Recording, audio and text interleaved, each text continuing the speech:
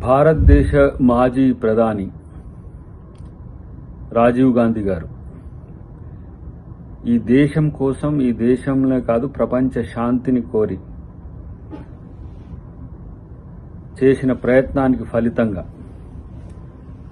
ప్రాణత్యాగం చేసిన ఒక వీరుడు. తెలంగాణ రాష్ట్రం ఇచ్చిన సోనియా గాంధీ భర్త తన యొక్క విగ్రహాన్ని ఈరోజు సెక్రటరియట్ ముందు పెడితే కొంతమంది పిచ్చి సన్నాసులు కాకిగోల చేస్తున్న పరిస్థితి. నా దేహం ముక్కలైనా దేశం ముక్కలు కానివనన్న ఇందిరాగాంధీ వారసుడు ప్రపంచ శాంతి కొరకు తన ప్రాణాన్ని సైతం లెక్క చేయని ఒక వీరుని యొక్క, అమరవీరుని యొక్క విగ్రహాన్ని సెక్రటరియట్ ముందు పెడితే, అది కూడా అమరవీరుల స్తూపానికి కూడా ముందు ఉంటుంది. దానికి మీకు వచ్చిన నొప్పింది. అన్ని బద్మాష్ లెక్కలు చేస్తే, పిచ్చి నకరాలు చేస్తే బాగుండదని చెప్పి హెచ్చరిక చేస్తున్నాం. మీ స్థాయి రాజీవ్ గాంధీని వ్యతిరేకించే స్థాయి ఆత్మపరిశీలన చేసుకోండి. మీరెందుకు పెట్టలేదు తెలంగాణ తల్లి విగ్రహం? ఇప్పుడు గుర్తొచ్చిందా మీకు? వెలేసినట్టు సెక్రటరియట్ బయటనో లేకపోతే బజార్లోనో తెలంగాణ తల్లి విగ్రహాన్ని పెడతలే కాంగ్రెస్ పార్టీ.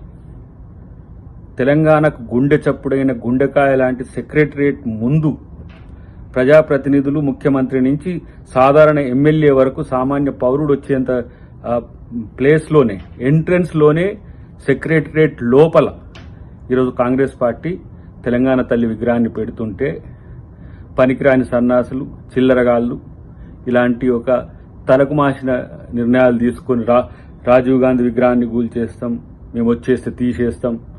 ఏడికి ఇంకా నువ్వు వచ్చేది పీకనికి? బీజేపీతో కలిసిపోకుండా నువ్వు ఏడికి వచ్చేది? నీకు ఇంకా రాజకీయ బతుకున్నది మీకు టీఆర్ఎస్ పార్టీకి.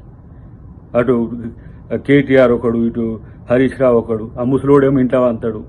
మీకు ఇంకా రాజకీయంగా ఏడ ఉందని మీరు కొట్లాడేది. ఎప్పుడో అగ్రిమెంట్ అయిపోయా బీజేపీతోని. ఇంకెందుకు ఈ పొలిటికల్ డ్రామాలు?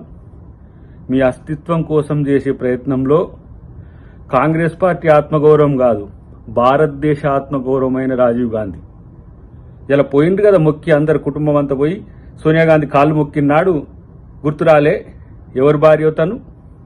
కాబట్టి ఈ పిచ్చి నకరాలు బంద్ చేసి కామ్గా కూర్చొని మూసుకుంటే మంచిది, లేకపోతే మిమ్మల్ని ఎవడు పట్టించుకునే పాపన కూడా పోడని తెలియజేస్తున్నాం. ఇలాంటి వ్యాఖ్యలు చేస్తే బాగుండదని చెప్పి కూడా ఒక హెచ్చరిక చేస్తున్నాం.